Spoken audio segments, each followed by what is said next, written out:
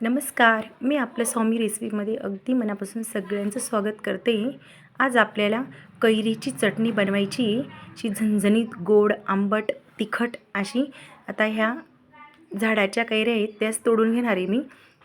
अगदी लोणचाचा आंबा आहे, खायला पण अगदी छान लागतो। अशा पद्धतीने चला तर मग पटकन रेसिपीकडे वळूया। चला तर इथे मी आता ही 2 कैरी घेतलेली आणि बघू शकता तुम्ही मी इथे कोथिंबीर घेतलेली, कढीपत्ता घेतलेली, कढीपत्त्याची मी 9 ते 10 पानं घेतलेली आणि अर्धा चमचा मी इथे जिरं घेतलेली आणि हिरवी मिरची घेतलेली, तिखटवाली पण आणि थोडी फिकटवाली पण घेतलेली आणि चवीनुसार मीठ घेतलेली। आता आपल्याला मीडियम साईजची जी ही कैरी हिचा ठेचा बनवायचा आहे। मी आता ती छान प्रकारे कापून घेणार आहे। कैरी मी इथे स्वच्छ धुवून घेतलेली, अगदी लोणचाची कैरी आहे, अशी आंबट कैरी आहे। मी अगदी अशी बारीक बारीक काप करून घेणार आहे आणि कैरीचं साल पण काढायची काही गरज नाही आपल्याला, कैरीची साल अशीच राहू द्यायची।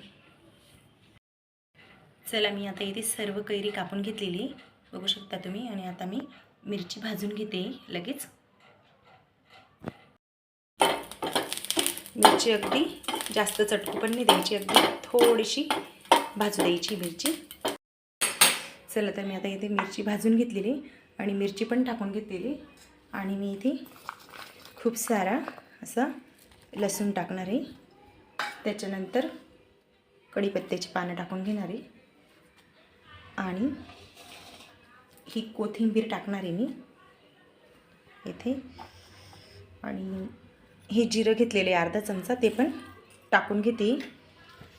चवीनुसार मीठ ॲड करते आणि आता छान प्रकारे मी खलबत्त्यामध्ये कुटून घेणार आहे। ठेचा म्हटला की अगदी कुटून घेतल्याशिवाय चव ठेचायला येत नाही। तर मी आता इथे लगेच ठेचा आपला छान प्रकारे खलबत्त्यामध्ये कुटून घेऊया। अगदी आपण मिक्सरला पण ग्राइंड करू शकतो, पण खलबत्त्यामध्ये ठेचा असा कुटून घेतला की छान चव येते।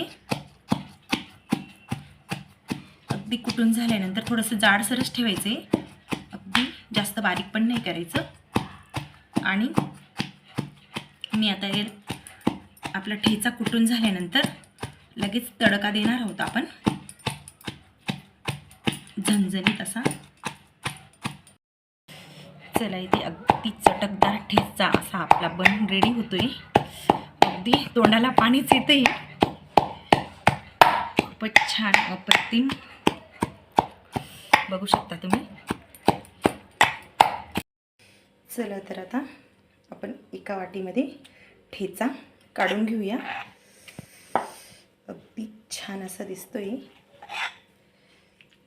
आणि लगेच पटकन तडक्याची पण तयारी करून घेऊया।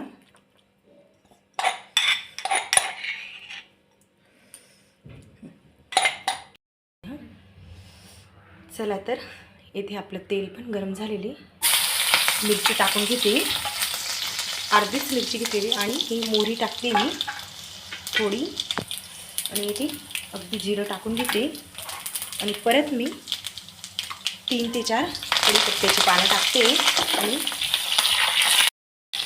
आता लगेच मी गरमागरम तडका ठेच्यावरती असा सोडून घेणार आहे। बघू शकता तुम्ही अगदी परफेक्ट आपला ठेचा इथे अगदी रेडी झालेला आहे खाण्यासाठी। चला हे बघू शकता आता तुम्ही अगदी छान प्रकारे आपला ठेचा इथे रेडी झालेला आहे आणि जी तडका दिलेला आहे आपण तो मिक्स करून घेऊया छान प्रकारे।